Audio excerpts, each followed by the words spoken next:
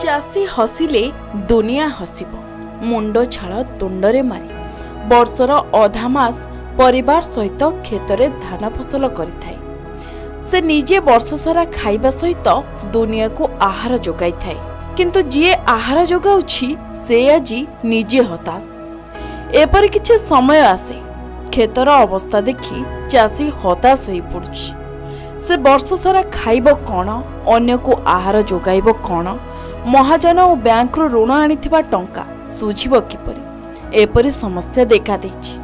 सोरडा block रो अधिकांश परिवार चाष काम उपरे निर्भर करी चली थांती।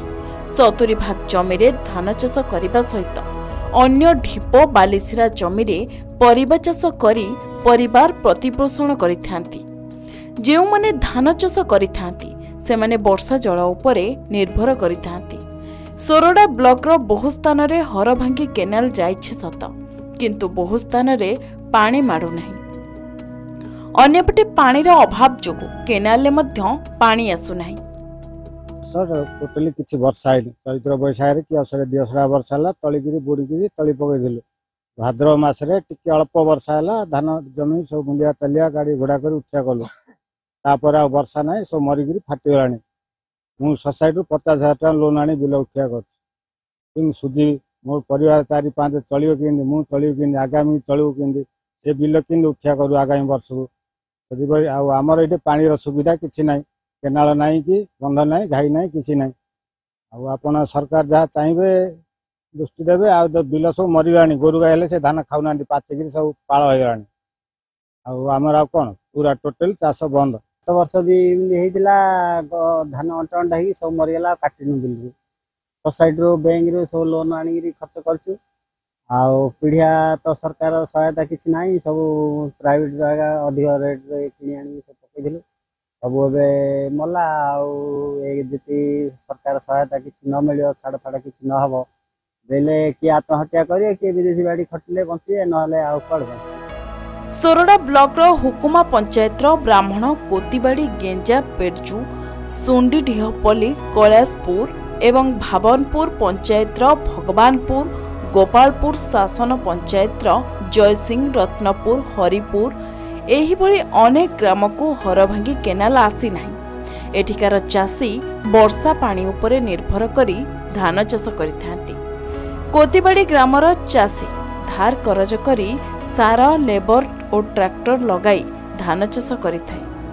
परिवारर सब सदस्य आषाढ़ मासरू खेतरे लागी चाष करिबा सहित धान रोइथांती एवं ताहाकु सार देई बड़ करिथांती। एही वर्ष मध्य ठीक समय रे धान चाष करिथिले, जहा आषाढ़ मासरे जो वर्षा होइथिला सेतिरे धार करज करी धान करिथिले, किंतु वर्षार अभाव जोगु वर्तमान जमी फाटी आं कलानी। चाषी खेत को जाई देखिबा सह लुह गड़ाई मुंडरे हाथ देई बसुछि आ हताश होई घर को फेरुछि। ए वर्ष कोन खाइबो एवं परिवार को किपरि चलाइबो, धार करिथिबा टंका किपरि सुझिबो। किछि चाषी खेतरे सुखी जाइथिबा धान गछ को काटी आनी गाई गोरु को देउछंती। एठिकार चाषी मरुड़ी आशंका कलेनी। किछि चाषी परिवार धरी सजबाज हेलेनी विदेश जिबाको तो किछि चाषी धार करिथिबा करज सुझी न पारिले जीवन हारिबार बाणी सुनाइलेनी। प्रशासन एथिप्रति नजर देबाकू चाषी माने दाबी करिसेंती। परिस्थिति तो आया देखुछंती जहां आमे इन्दी केबे जानि नथिलु माने एबे मासे तळे पूरा पानी हेला, पानी हेलु रुआ रुई करगिरी पैसा पत्र खर्च कलु, खर्च करी रोइलु।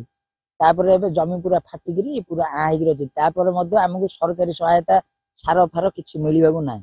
एपटे हरभंगी केनाल जाइछि जे हेले मध्ये हमर याडे सरकारी सहायता रे एते टंका खर्च करछथि इरिगेशन डिपार्टमेंट रे, तथापि मध्ये हमर याडे केनाल आइबागु नाही। चाषरू जहा किछि बेनिफिट होछि सेति हम परिवार प्रतिपोषण करूछु, किंतु एबर जो वर्षा अभाव जोगु ए वर्ष बहुत क्षति बाधा लागुछि, हमकु क्षति सहयोग पड़ुछि।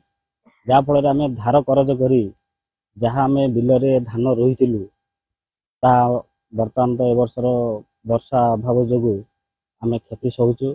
जा फल आम गाँ को हरभंगी केनाल बा पानी सहायता कौन सी आम गाँ को नहीं। यही वर्ष वर्षार अभाव जोगु कोटीबाड़ी गाँ गेंजा भगवानपुर सुंडीडीहपल्ली एपरी अनेक गुड़िए गाँव हजार हजार हेक्टर चाष जमी फाटी आँ कर बसिलानी। वर्तमान चाषी विदेश जावाक सजबाज हेलानी एवं किछि चाषी चेतावनी दैछन्ति आत्महत्या करिबा पई। प्रशासन जदि एमानक प्रति स्वतंत्र दृष्टि न देबे ताहाले चाषी कूल हताश होई जिवे। सोरडारू संजीव पट्टनायक, कलिंग टीवी। गंजाम जिला सोरडारू संजीव पट्टनायक रिपोर्ट, के न्यूज ओडिशा।